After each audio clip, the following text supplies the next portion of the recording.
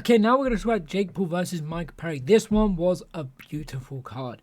The card had good boxing, some alright boxing, some upsets, a huge upset, and some expectations were met, and some predictions were correct and some were wrong. But let's get into it. But before we do, make sure you like, comment, subscribe, share, follow, and hit the bell icon to get notified whenever I upload. Let's go. We're going to start off with the main card. We're going to start off with Julio César Chávez Jr. versus URIAH Hall. I expected so much more from Chávez Jr. You hear the name Chávez Jr., you see the record Chávez Jr. Then I completely forgot he fought Anderson Silva and lost. I completely forgot about that fight. But URIAH Hall did a lot better than what I was expecting. I was expecting this to be an easy fight for Chávez Jr., but URIAH Hall, he was getting caught with the same punches a lot, walking him down, kept walking Chávez down. Chávez kept landing the same shots over and over and over again, but URIAH Hall did a lot better than what I thought. Landed some single shots, occasionally landed a combination or two, and it was quite enjoyable. I enjoyed that fight. Could have been better, yes, but it was good for what it was, and I was right with that one. Julio César Chávez won by unanimous decision. A lot of people said it was a hit and miss. It could have been a draw. It could have probably gone the other way, but I agree, it was a good decision. It was a decision to Julio César Chávez Jr. Then we have AGUILAR versus MARKSMAN. What a fight. The skills was amazing. It was a great fight with a great ending. MARKSMAN won by majority decision, which I was right with. Skillfully on the card, might have been the best boxing match. Both fighters knew what they were doing in there, skillfully. And it was entertaining. Two prospects going head to head. After this is their second time, this was their rematch. I missed the first one. This was their rematch. The first fight in their draw. What a fight. So good. Then we move on to one that was interesting, to say the least. Or as I wrote down in my notes, this one hits hard. H2O SYLVE controlling the ring, having his way with Lucas BAHDI. He was outstriking him, bullying him around, controlling the ring, doing what he had to do, landing combinations, landing single shots, timing, setting things up. It was good. And then we move, and he was doing that. He was being very dominant from round 1 to 6, but as soon as we got to round 6, something changed. H2O SYLVE got too comfortable, got way too comfortable, got too confident, got a bit cocky, started putting the guard down a little bit more, and he goes to throw a shot. I think it was the right hook he tries to throw, and someone else decided to throw a right hook at the same time. BAHDI threw his right hook at the same time, connected first, counter right hook, throws a right hook again as H2O SYLVE kind of tries to roll with the shot after it lands. Gets caught again, and then H2O SYLVE tries to throw his right hook again, I think it was, or a right hand, and then BAHDI throws the left hook, which puts him out, and we are lucky we didn't get to see this punch land. But then BAHDI moves to the side, throws the right hand, just rolls off the shoulder of H2O SYLVE, but H2O SYLVE is out asleep. He went out the same way that Tyron Woodley went out. Obviously Tyron Woodley, Jake Paul did the whole thing with the glove, and then went down, level changed, and then threw the right hand, the right hook.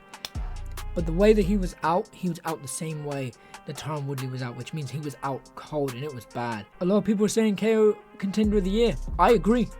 Not because of the knockout itself alone, but the build up to it. You could see BAHDI was losing. You see that BAHDI couldn't do anything. BAHDI looked like he was defeated. And then in round 6, timed it to perfection. Lands the counter, sleeps H2O SYLVE. The announcer, who I do believe I think it's Joe Martinez, I'm not sure if that's true, but he normally announces the UFC, I think it's him. He said something like, "May God restore him." Never once have I heard that in a ring, octagon, anything. I've never heard a announcer say, "May God restore him." So it was brutal. It was a very brutal one. And then we move on to Amanda Serrano versus Stevie Morgan.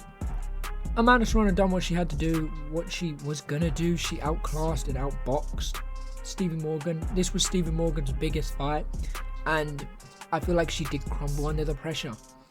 She looked like she was a white collar boxer who has just decided to fight someone big, and it didn't work out. Amanda Serrano did exactly what I expected her to do, and she got a TKO in round 2 and stopped the fight.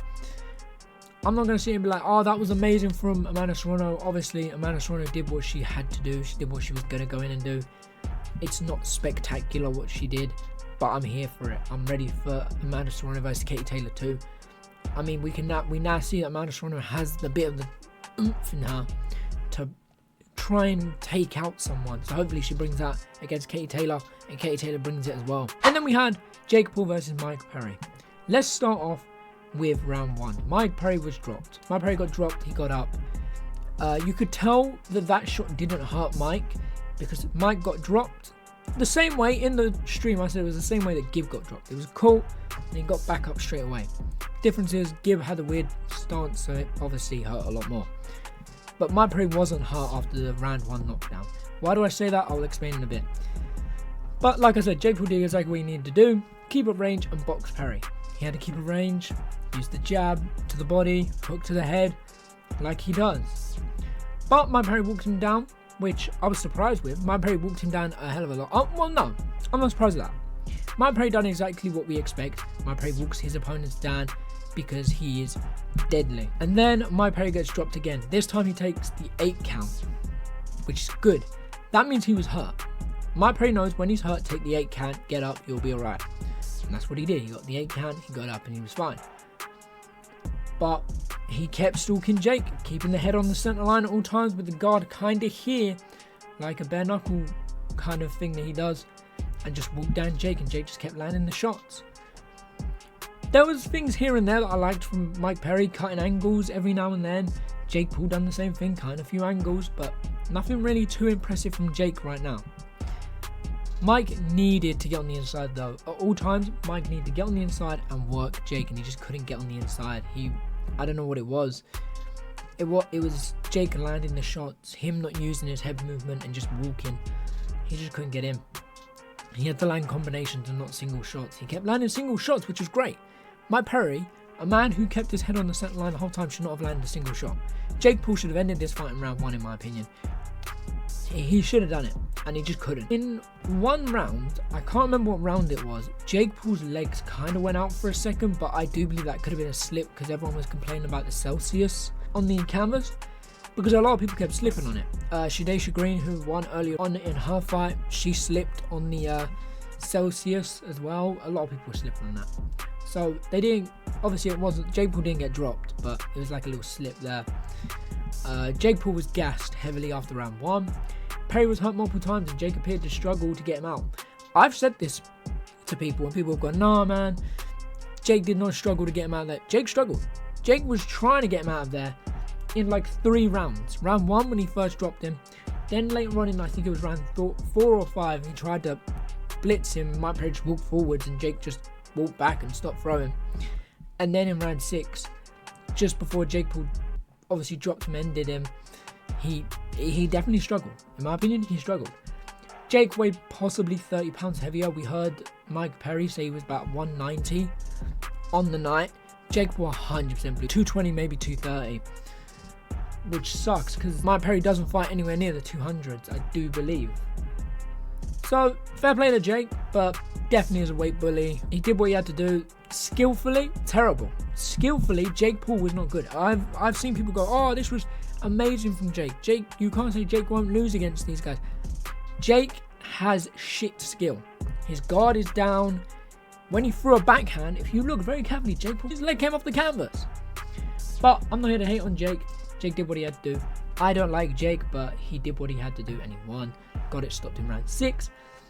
Do I want to see the Mike Tyson fight? Not really, but also yeah, because Mike Tyson's head isn't going to stay on the center line like all these other guys. So I wonder what he can do, but has Mike still got it? We have to wait and see. I don't know if we should see that fight, but that's just my thoughts and my opinions. What do you guys think? How did you think the fights went? Did you watch fights? Did you enjoy them? I will catch you all tomorrow for UFC 304's kickoff, and I'll see you in a bit. Take care, and peace.